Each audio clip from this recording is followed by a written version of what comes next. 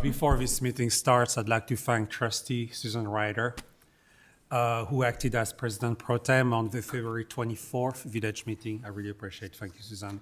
And Trustee Taryn Fisher, who acted as President Pro Tem again on the February 10 Village meeting, board meeting.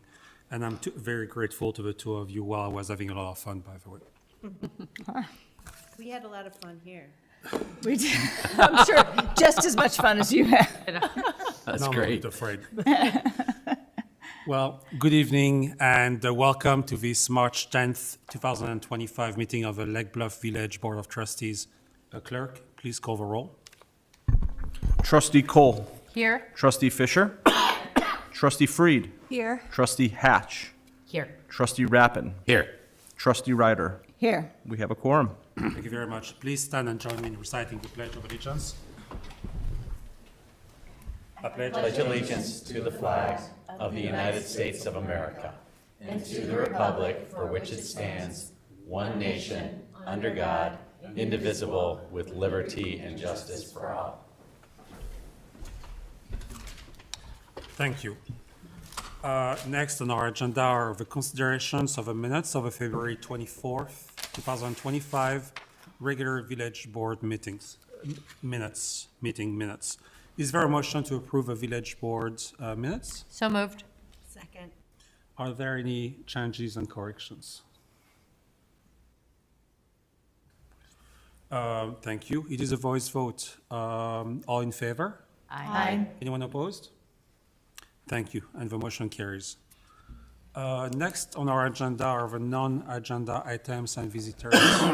The Village President and Board of Trustees allocates 15 minutes during this item for those individuals who would like the opportunity to address the Village Board of Trustees on any matter not listed on this agenda. Each person addressing the Village Board of Trustees is asked to limit their comments to a maximum of 5 minutes. Do we have anybody present who would like to address the board? And I do not see anybody. Do we have anybody online? We do have persons participating online. If anybody would like to be heard at this time for items not on the agenda, please raise your hand and you'll be recognized at this moment. Nobody appears to be doing so.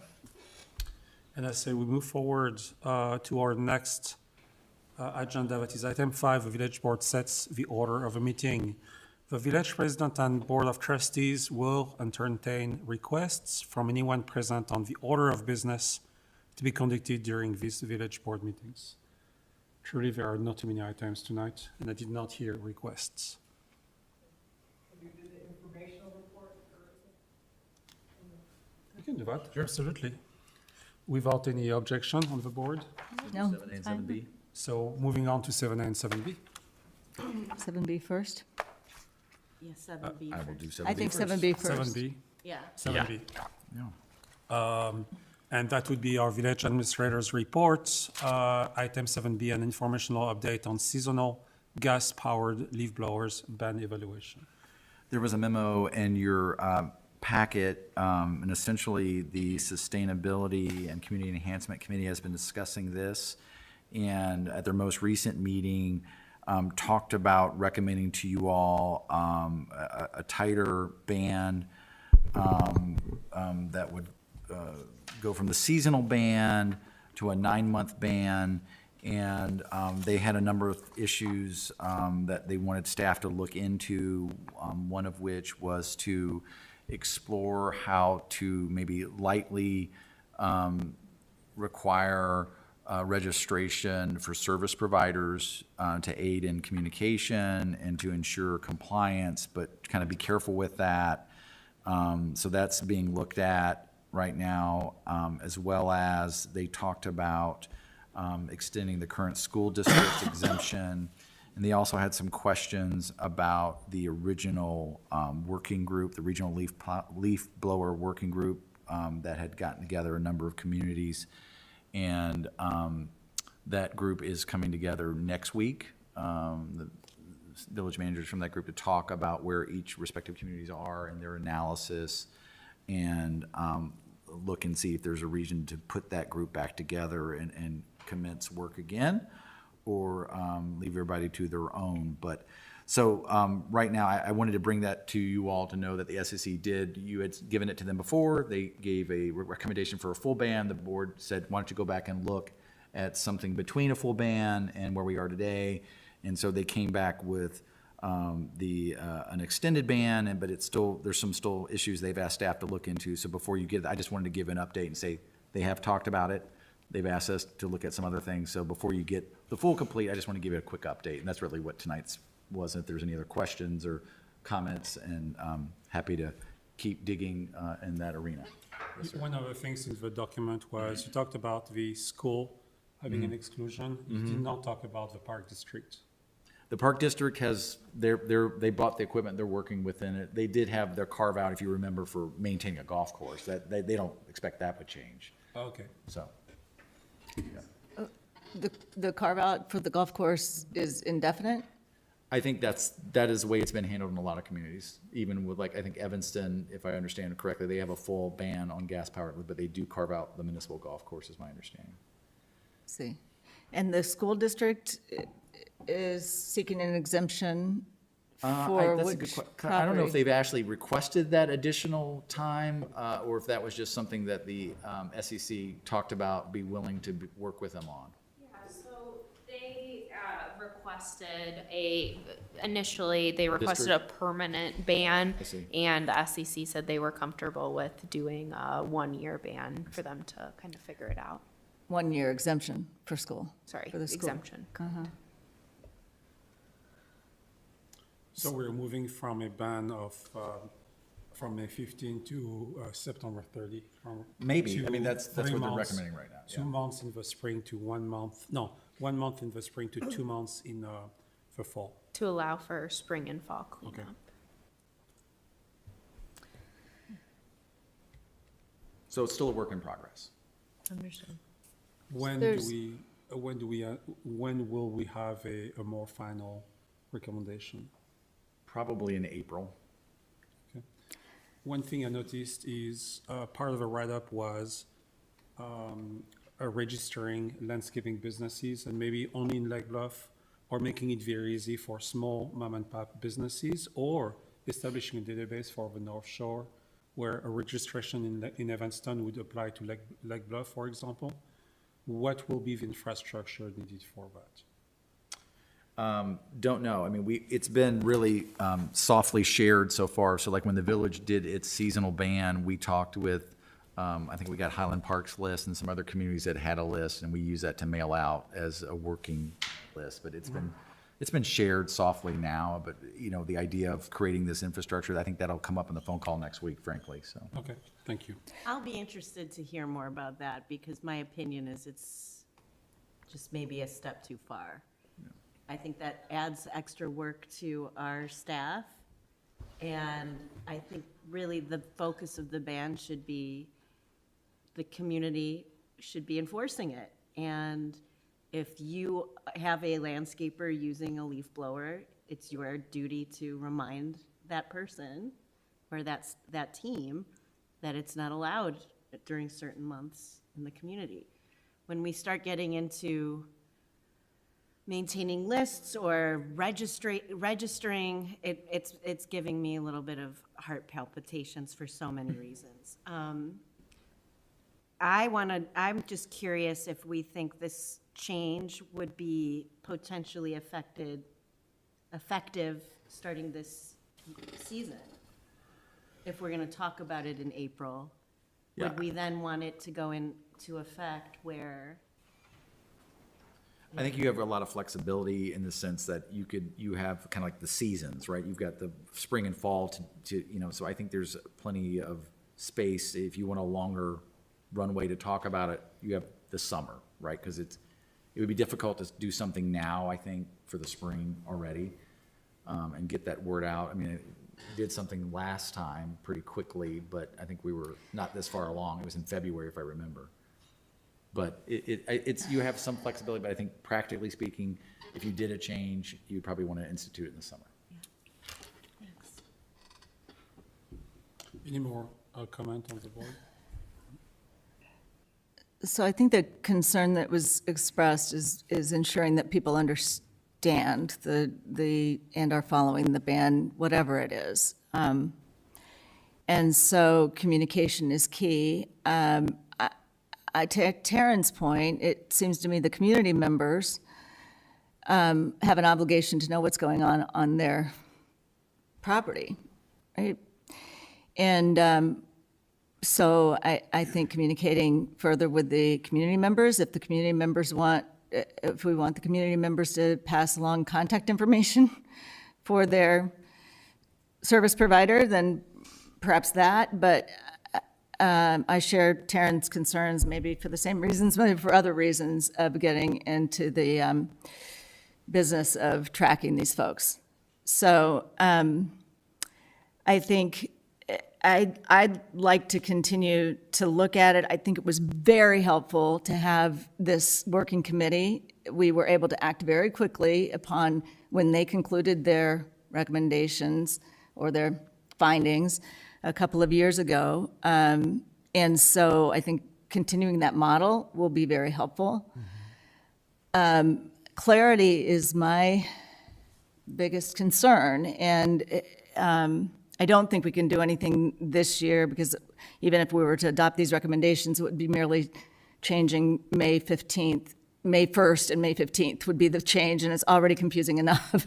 So I think we really aren't under a by April deadline. We really ought to be focused on making changes, if at all, for the upcoming in this fall. So a way to be clear, a way to have accountability on the part of the homeowner, so the homeowner owns the responsibility to tell their vendor what it is they expect of their vendor. And I think we can continue to work with the ban for the next few months while we figure out how this is being applied and the success is having in other communities. Thank you. There is one concern that I'd like to be addressed before we move forward. And I hear Trustee Fisher and I hear Trustee Ryder very clearly, where we do not want to be too heavy on the regulatory part. One of the things we had as feedback from quite a few residents I've heard is a person is using a leaf blower, a commercial enterprise is using a leaf blower on the street, a community member approaches that person, and that person responds to a community member, "This is none of your business, go away." Then the police And so are the next call. we need to change the way if so, what do we recommend? What are we asking of our police department? What will be the change of policy at that level? Well, I think you need an ordinance violation at that point on the homeowner, because that's the only person who's in control of the situation. I mean, I think we had a lot of examples, excuse me, previously, of people that try to approach unmarked cars, unmarked trucks or trailers attached to these cars who are coming in for landscapers. So it should be on the community member. It shouldn't be on these people who are coming in. I don't understand. On the community member, what do you mean by that?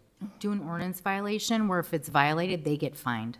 On the community member? Absolutely. The Don't create a homeowner. contentious situation. Thank Yeah. you. Not the Thank operator, you. yeah. Yeah, I mean, you don't want community members engaging with people and trying to enforce laws. That's only going to lead to greater and more difficult situations. You want to make sure that enforcement's happening, and the only way to enforce that is whoever's paying that person, in my opinion. Right, a fine. Makes Because sense. otherwise, I mean, you can add regulatory measures, but if the bare bones of it was never being enforced appropriately, it's just words, and I think confusion. I think just enforcing what's already there first, and then seeing if we need to expand later makes more sense. Thank you. Is that a thing we can ask you to check with other communities to see how they will address that as well? That came up in the original study, and we'll see if it's changed, if people have learned anything from the prior Right. experience. But Okay, thank you. It's a learning curve. Is there anything else on the board before we come to our community here for feedback? No? Is there anybody in the community who would like to make comments tonight?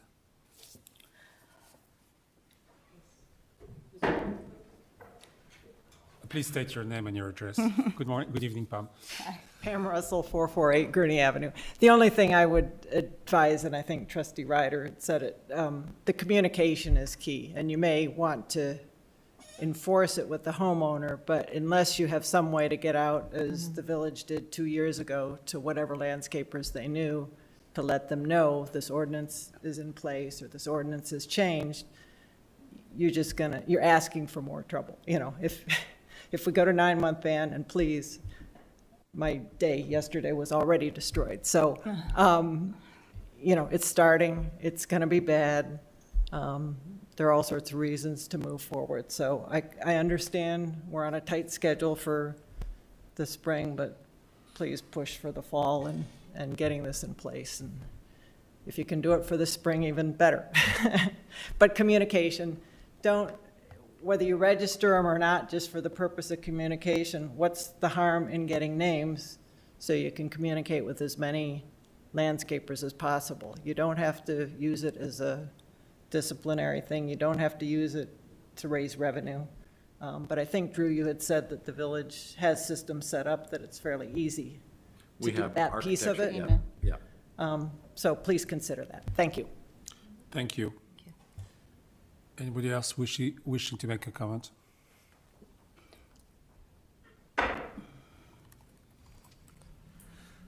Hi, Luciana Titanic from 410 East Prospect. I just wanted to touch on enforcement. I'm on board with the point of having the homeowners be responsible for what's happening on their property. I just, wanted to suggest how is the village gonna act on enforcement? If it's happening next to my house and I call the police comes in, maybe the homeowner is not home, but the landscaper is there.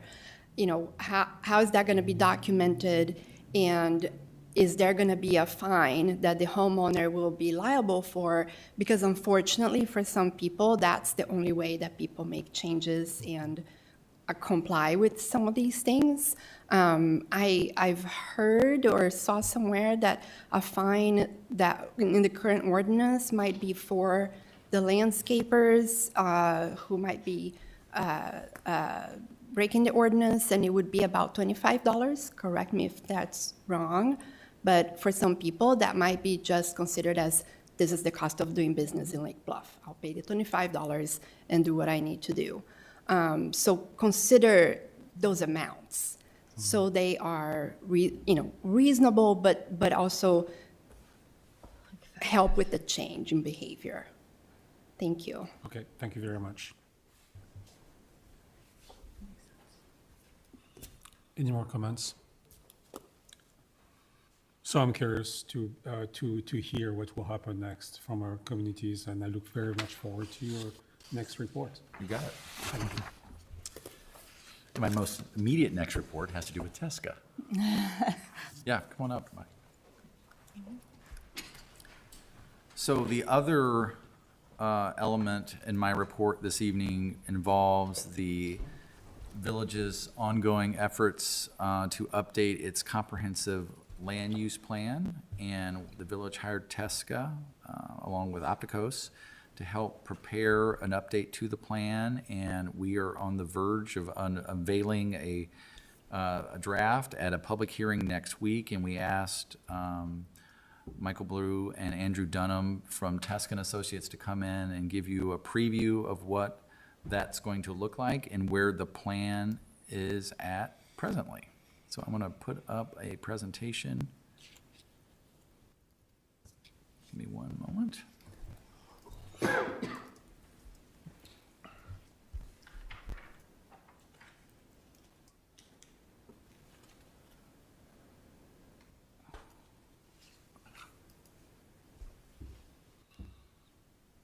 we go.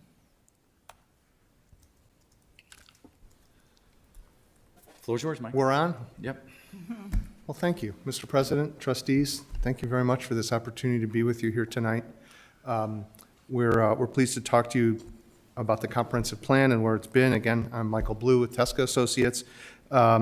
Just a few words of acknowledgement are in order. First of all, thank you to all of you for the opportunity to work on this exciting project with you.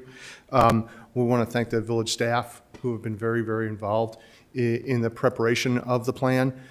It's really important that a community be involved in a plan. I know you get a lot of studies and whatnot, but a comprehensive plan is not sort of a turn it over technical kind of piece. It's something that evolves over time and that really requires the community to be involved. And the staff has certainly helped to make the plan very much a Lake Bluff focused piece. Even more to the point, the PCZBA has really dug into everything that is in the plan. And made sure that it's in keeping with the village goals and its vision, and a lot of what you'll see tonight is their handiwork and insight. So our thanks to them. I would thank too my colleague Andrew, who's here and who will walk you through the guts of the plan in just a minute. Andrew took on the unenviable task of writing the first draft, which everybody then starts to hack into. So his fingerprints are all over this fine piece of work. Our colleagues at Hay & Associates, Dave Kraft, who you work with, very helpful in terms of understanding the community and the environmental issues. And our thanks too to the members of the community who came to all the pop-up events that we had and the stakeholder conversations. What you have before you is very much a community plan. And I say that to you as trustees because as you use it, it's important to us and it's important to you that you know that the document is not just something that we sat around and drafted or we cooked up with staff. It really does reflect the community, and that's something that's a tribute to the community for how involved they were in the process. So with this slide here is the contents of the plan. There is no absolute definition of what's in a plan. It's what's part of what's important to a community. And again, let's take a step back and remind ourselves, what exactly is this comprehensive plan thing? And I know y'all have a link to it, but it's a statement of policy. It's not regulatory. It's a statement of policy. It informs village regulation, but it's a statement of policy. As I say all the time, it's the answer to the question, what does the village want to see here? Because people call staff, I'm sure people talk to you and say, what does the village want to see on this property or in the downtown and that sort of thing? And the plan gives a picture of that. It's not the absolute answer, but it sets some direction. And that's really its purpose, and that's why you see these things here. The last thing on the content of the plan is its implementation. And so implementation is very much a function of how you use it. And we always talk to communities about using the plan at budget time. Right? What's ripe? What's the issue to be looked at now? And to apply it when you see a development and development proposals. So to the slide that we have here, I would just very quickly say, by the way of background, that it has been so far an 18-month effort. There have been a couple of bumps in the road, but really there's been some extra time spent evaluating what's in here. And it's based on a combination of the data that's collected, the feedback of community, the stakeholders that we talked about, and as I said, earlier, working with the PCZBA and the staff in consultation to understand community priorities. I'm going to ask Andrew to walk you through those different sections that we saw in the table of contents. Glad to answer any questions or talk to you about it, and then we'll be back. Thank you, Michael. So Michael, in the first slide, mentioned how much this is a function of the community, and this is really significant community feedback. Over 4,000 website visits, 321 people are subscribed, so that every time there's an update, they'll get an email. They get web posts in addition to the posts that the village so graciously puts in their Lake Bluff letter, and tons of Common Map visits, tons of Common Map comments, and a lot of those comments are reflected in the plan, and if they're not within the scope of the plan, we make sure that staff has a copy of those comments, and perhaps it's something they can do at a staff level. Maybe it's something as simple as trimming trees. Not exactly a policy statement, but good to know. Next slide. Oops, too much. Oh, either is fine. So land use is the foundational element of the plan. And the land use goals here are pretty simple, pretty best practice. Continuing to review and update codes. A good example of that is 15 years ago, there was no short-term rental definition in any plan. Now every municipality needs that so that every house doesn't become an Airbnb. So just for staff to kind of keep on continuing what they're doing with their good momentum of updating codes. Appropriate redevelopment in the central business district and the R5 zoning district. And we also see Route 176 and Route 41 is an excellent opportunity to kind of add some more commercial activity, perhaps some residential. But generally, aside from the sub areas that we're going to get into, land uses are pretty much the same. We know that people really like the single family character of the community and the vast amounts of open space. So why change that? There you go, the future land use map. We dive more into this in the sub areas, but yeah, just largely considering new development on the far western edge of the village and promoting redevelopment where appropriate. And yeah, so Western Lake Bluff, this is actually 3 different sub areas in the plan if you get a chance to turn through it.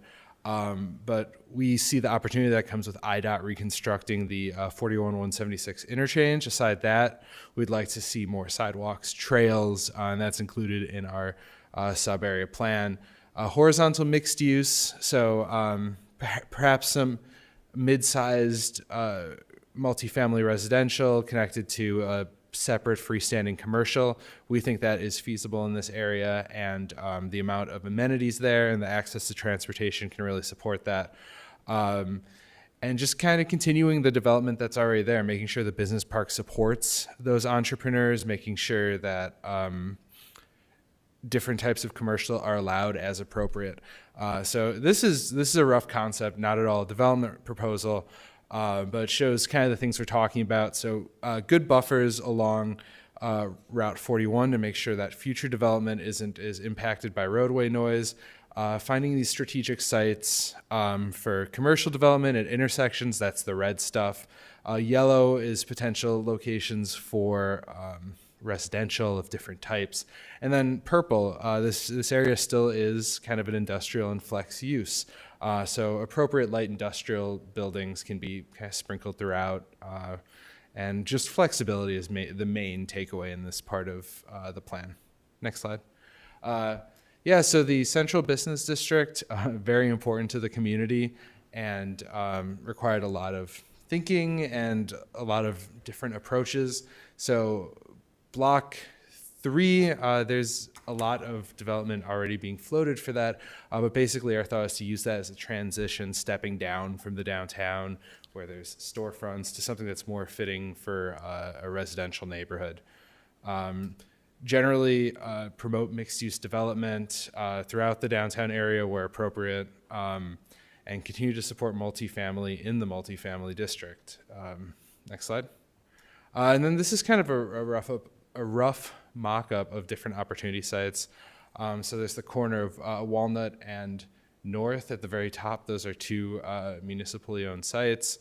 Other opportunities, Block 3 shows the proposed developments that are already being floated to the village. And then Block 2 shows a potential way that block could develop, all while preserving some of the key historic structures that make downtown Lake Bluff. This and the next slide are pretty similar. These are former manor sites. One of the key recommendations we have, one, is to preserve the manor home because it's useful in the community. It's part of the architectural heritage of the building. Sorry, for point of reference, this is just north of the Lake Bluff Elementary School. Just north Of the elementary, you can see the top building, or the grayed out building in the very bottom of the photo is the Park District's northernmost support facility by the golf course. is this school. So the elementary school is to the right side of the photo, the corner, that's the elementary school. I see. Yeah. So what? So this is an estate that's kind of hidden behind a berm and some buffer of evergreens along the west side of Green Bay Road. Is it just south of Bellaforet? It is south of Belforet, but not due south. There's another estate there. Okay. But this is one that's been identified in the village's other planning documents, including its affordable housing plan. This is another opportunity site. Who owns it? I think Privately owned? Privately held. Privately owned, Yep. single owner. Yep. Yeah. And it's interesting in that there's a manor home, but there's also some smaller cottages that are utilized on the property and have been historically. Yeah. Thank you, Drew. Yeah. No, very helpful. So basically for these former manor sites, our goal is to kind of establish density expectations that are in keeping with nearby neighborhoods, not to overwhelm it. And another thing we want to do is promote maximizing open space on the property. So one way that we can do that while also meeting some of the village's housing goals is to explore certain missing middle type of developments, which keep the density on the property about equal with its surrounding neighbors, but can really allow us to maximize green space. Another concept that you'll see in the next slide that we talk about is clustering development. So getting clusters of homes together, perhaps they have smaller yards, but allowing for more public access and public green space. Next slide, please. And then the village owned 10 acres. So this was once the subject of an RFP. And again, it's being kind of contemplated in this plan. The thought is to explore missing middle housing, to utilize the Jawa connection to get to Route 176. And a lot of other things are dependent on how dense it's going to be, right? So whether or not it should connect to the neighborhood, to the West Terrace neighborhood, maybe not if it's partially apartments. That would maybe over stress the street network there. But if it's kind of a lower density, similar to the neighborhood next to it, perhaps it's doable. And then identifying and working around the key habitat on the property, wetlands, mature tree clusters. And just, you'll hear that was talked about at the PCZBA level for a lot of these, I'll call them green fields, is the idea of making connections to existing neighborhoods, right? It's always a point of friction within the existing neighborhood, but at the same time, good planning will tell you the more the connections, the better in terms of distributing the load of vehicular traffic and modes of transportation. The more opportunities to go to different places, just reduces the load everywhere, right? And so that's, going back to the Stonebridge site, same thing. You know, it's like Tangley Oaks, one in, one out, makes it hard at that one point, right? It constricts it all. So that was talked about a lot, and the PCCBA struggled with that because they didn't want to open up the door to the existing neighborhood. At the same time, they understood the dilemma of trying. It would actually make it better if they did, but it's a dilemma. And so, kind of a wait and see approach. But generally, I think it's going to be a struggle. It always is. Well, isn't safety a sale point though? Like, that's why I always thought Tangley did it, was because like robbers couldn't get in and out because there was one way, although it did happen. So, but it forces it. It's like it's an auto-centric lifestyle, right? You're driving it's wherever true. you're going, right? Versus think about the east side where you have different opportunities on places and how to get there, and different trips, shorter trips. It's like you have more options. But you for can have Tangley- walking paths. Tangley is a community, a car community, fine. But as a pedestrian or as a bike rider, there's 2 or 3 other ways to get out, to go to school by bike or whatever else. So they're still very integrated into the community. All right, and then one section that really hard to summarize just in a single slide is our environment and open space section. We know that this is really important to kind of the identity of the village, its natural identity. And we have 3 major takeaways here, which is kind of the maintenance of open space, habitat, good repair of ravines, other natural features, resiliency, using natural solutions to combat events like flooding and stormwater, and heat waves, things like that, and then reducing emissions, promoting electrification both in vehicles, housing, and other green design practices.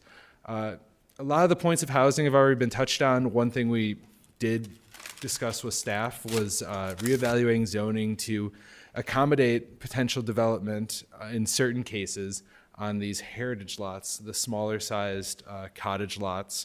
Some people have houses there only on a single parcel, and it is not conforming to build on them. So just a way of kind of keeping the character of the village as redevelopment occurs and things like that.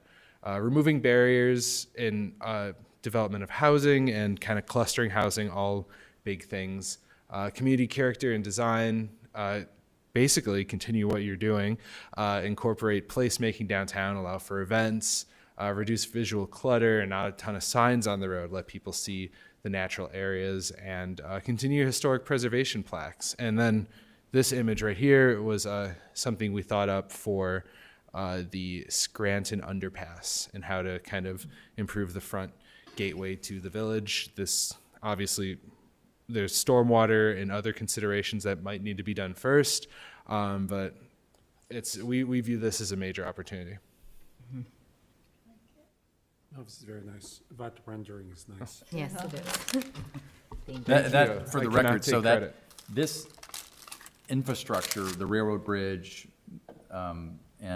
bridges, there are a lot of transportation modes coming together there. There is conversations beginning to talk about commencing a phase 1 study to redo all this area with all those bridges, because it's going to be like UP will replace their bridge, and so the idea of doing all that, it's going to take a long time to plan, but doing it jointly so that we can end up with places that look like this. But True, didn't we finally get a bid on that rail? Not like after years and years and years, we finally got a bid on the rail. Am I wrong? that is Jeff's white whale. The answer is no. We have begged, we have met with people, and it's probably going to end up being Jake's white whale, in the sense that, we're going to be duct tape and bubble gumming it together until we can get it replaced as part of the that's the rail, and that work has been identified as part of the deep tunnel project now, and so that'll get reworked as part of that. So the sooner we do that project, but I imagine there'll be a period of time where it's going to get worse before it gets better. It's just been hard to find contractors to do that type of work. It is already worst. Yeah, it is terrible. Just wait. Okay, sorry. Great, and just kind of finishing up transportation, we recognize the village's character in transportation. So one of the big things, aside from working with IDOT to get the interchange updated, is to work to get grade separation over the Union Pacific crossing, the at-grade crossing on the western edge of the village. Generally expand the trail network that's part of the village's identity, add traffic calming near schools. These aren't exactly speed bumps, but they can be other roadway design features that slow traffic down, especially near crosswalks and areas where there could be conflicts. And the village has had plans for adding new sidewalks and closing gaps. Basically, we just say keep doing that, keep pursuing those. And then the final one is economic development, and these are generally just best practices. So engaging in sub-regional tourism, that's working with maybe event sponsors like Ravinia and things like that to continue having events in the village, find ways to get and market the community to trail users. Tons of people go through the community for recreation, continue to assess incentives, make sure that it's current, effective, and that it advances village goals. And where possible, perhaps there are places in public buildings that could have some sort of tenant. The village has been pursuing this, but our recommendation is to continue pursuing that. And then next steps, Michael can talk about this a bit. Just to finish up real briefly, I would take a minute and just summarize what you heard are, especially in terms of those estates, especially in terms of some of those zoning issues. The PCZBA was really clear in terms of these are things we need to evaluate. So nothing changes automatically by drafting, implementing, or adopting the plan, right? It becomes a statement of policy. The PCZBA was really clear too in terms of the idea of the plan is not to take the tone of encouraging or looking for these estates to redevelop. It's more a statement of, okay, if somebody wants to do it, what is it that the village wants to see, as we said before. So, in terms of next steps, as Drew mentioned before, we have the public hearing scheduled for March 19th. It's not next week, right? It's a week after? No, it is next week. Holy cow, time flies when you're having fun. So yeah, so that'll be the public hearing. This is part of the public input process. It's really more of a legal requirement by the state to adopt the plan. The plan is on the website. We're working with staff to push out words so that folks can read it and review it. They can either come to the public hearing and comment, or they can share comments through the website as they've been doing all along. And we'll be accumulating all that information. We're going to talk with staff about what else we want to do to reach out to the public, and then we'll come back to you with all that information for adoption. So thanks for the chance to share a bit of an update. If there's any questions, we're glad to answer them or hear any comments. But again, thank you very much. Thank you both for that great work. This is a good direction. I think this is going to be the seed for many other conversations and much improvements toward Lake Bluff. If we could get that guardrail, that would be awesome. But no, that's going to be great. Thank you. Thank you very much. I have just one small tactical question. Can you go back to the one where it was a map, a really high-level map, and it showed yellow for housing? There you go. Is that housing in the industrial park? On the east Yes, side? it is. Yes, so we received a lot of community comments that want to perhaps test housing in certain areas of the business park. Our thought is that we're not saying those lots are the only places it can develop, but if there is to be housing, it should be close to a trail, it should be close to commercial, it should be adequately screened from other things. So we don't want kind of a cluster of townhomes in between industrial buildings with trucks coming in and out, but we think that certain parts of the business park can eventually support residential and form this mixed-use district, but again, that is if a proposal comes forth. Thank you. When you think about like what you see when you drive by Vernon Hills now, about, that mixed use over commercial spaces, it's not too far-fetched. And I will tell you that there has been some general inquiries about, I'll call it a mid-rise apartment building in the 41176 corridor. And people, that's an area where people see as an opportunity to maybe have more multifamily product. And during the comp plan public hearings, there's like the residents said, why not out there? So. And it meets a range of goals for the plan. The Yeah. plan talks about creating different types of housing, having them in different locations, and then as Drew and Andrew both said about, having it be plugged into trails and connecting to the amenities and the shopping and whatnot that's there. It's an interesting idea. The north side of 176 isn't Lake Bluff, though, right? That is correct. So none of that on this side, or the west side of 41 or north of 176 is. That is correct. And this is not in Lake Bluff, but there are some properties here that go up, but the village's annexation goals would have that be part of the village. I see. And the idea, the north side of 176, to try to capture that commercial base, that has always been on the village's to-do list. It is a strategic plan, and this is a thing Drew and I have been working on to get these businesses along the commercial corridor to join Lake Bluff, for example. And mostly, it's difficult to convince folks it's a great idea. It's a good idea, but to make it a great idea, and more often than not, what forces those decisions is when they need something that only the village can offer, and sometimes Like that's water. utilities. Yes. Like clean water, yeah. Yep. Any more comments on the board for Andrew and Michael? Andrew and Michael, thank you very much for this fine work. Thank you. Thank you, gentlemen.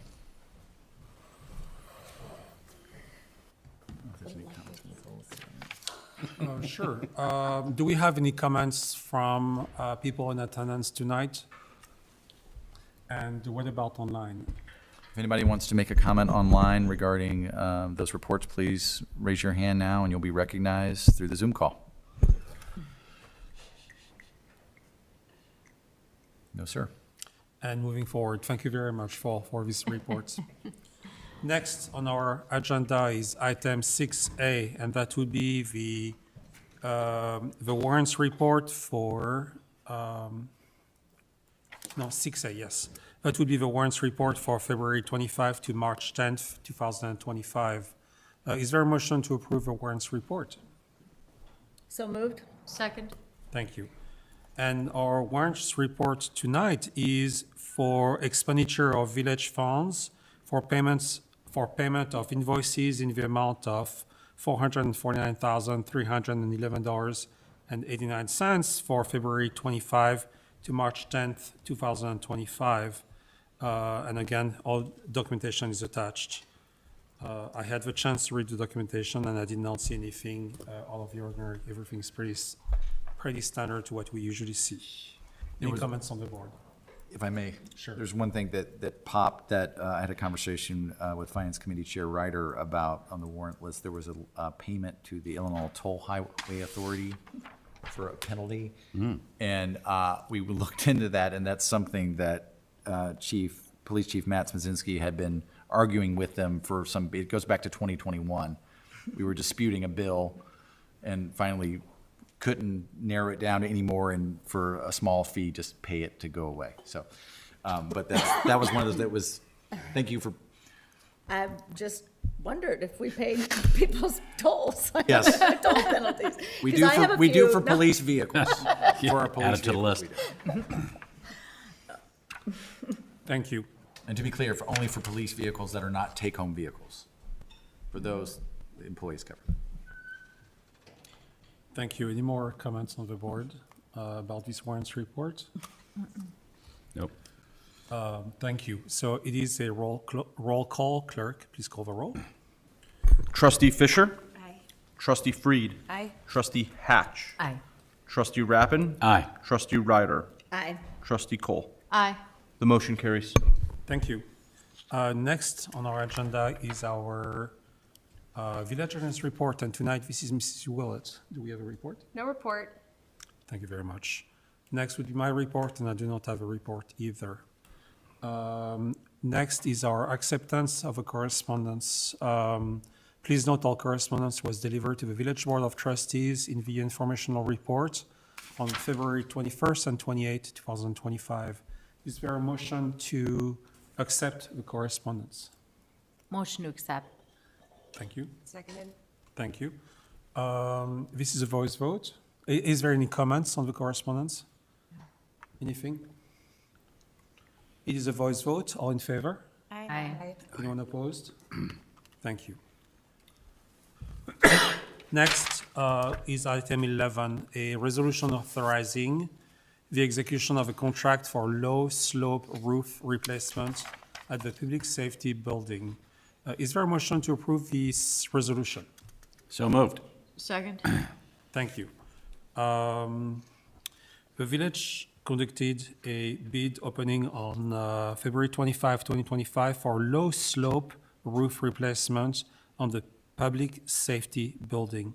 The low bidder was L. Marshall Roofing and Sheet Metal, Inc., with a base bid of $189,000 plus unit costs. The village consultants, Structural Technologies, Inc., estimates the likely unit costs at under $10,000.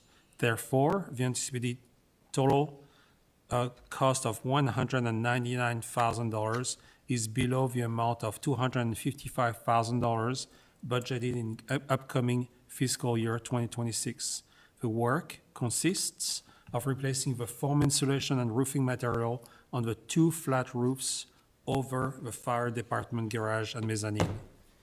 L. Marshall reshingled the village hall roof in 2017 and completed the work with no unexpected costs or problems. Any questions to staff on the board? No. Nope. It is a roll call vote. Clerk, please call the roll. Trustee Freed? Aye. Trustee Hatch? Aye. Trustee Rappin? Aye. Trustee Ryder? Aye. Trustee Cole? Aye. Trustee Fisher? Aye. The motion carries. Thank you. Next is item 12, a resolution authorizing the execution of a contract for trench drain replacement at the Public Works Building. Is there a motion to approve a resolution? Motion to approve. Second. Thank you. The Public Works Department main vehicle storage building was originally built in 1982 and has met the village's need over the past 43 years. As a result of its almost half-century of use, the trench drain, which runs down the center of the building, has rusted and requires replacement. The village's fiscal year 2026 budget includes $30,000 for its replacement, which will include cutting open and replacing a portion of a concrete floor. The village conducted a bid opening on February 26, 2025, and the low bidder was Stocky Construction with a base bid of $72,000. The village's consultant, Architectural Consulting Group, recommends budgeting up to 15% up to cover potential unit costs for a total cost of $82,800. This will require a budget amendment as it exceeds the $30,000 originally budgeted. If the board approves the resolution, staff will update the draft budget to account for this expense by utilizing existing revenue sources. I think it just begs the question of would the 30,000 versus the 82, what was the major driver of that? It was just a placeholder. Okay. It's very difficult to predict these small concrete jobs. Like, it's hard to predict. Okay. My question to Drew today also about that was, so fine, $82,000. Can we also maybe last more than 50 years or 46 years? And can we actually overbuild that? And Drew said, no, that's actually the overbuild solution. So we're bound to create that solution. Yeah, I think that's right. Our consultant did, spec a very heavy-duty drain there, a galvanized ductile iron drain. So I think we're as heavy-duty as we can go with that drain, with that. Thank you, Michael. Yep, sure. Any more questions to staff and to Michael? Seeing none, it is a roll call vote. Clerk, please call the roll. Trustee Hatch. Aye. Trustee Rappin. Aye. Trustee Ryder. Aye. Trustee Cole. Aye. Trustee Fisher. Aye. Trustee Freed. Aye. Motion carries. Thank you, Clerk. Next is our trustees' report. Do any trustees wish to make a report tonight? No? Nope. Nope.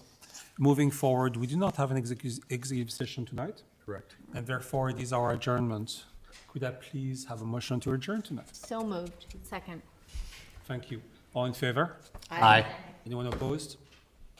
Thank you. And we're adjourned. Thank you very much. Thank you. This is the first time there's been cookies that I haven't. Recording stopped. Congratulations. I'm very proud of You myself. should be. You should be. Congratulations. Next week, hopefully. Podiatrist or? Giant exercise and self-restraint. Oh, yeah. Did you know Dr. Ward? Yeah.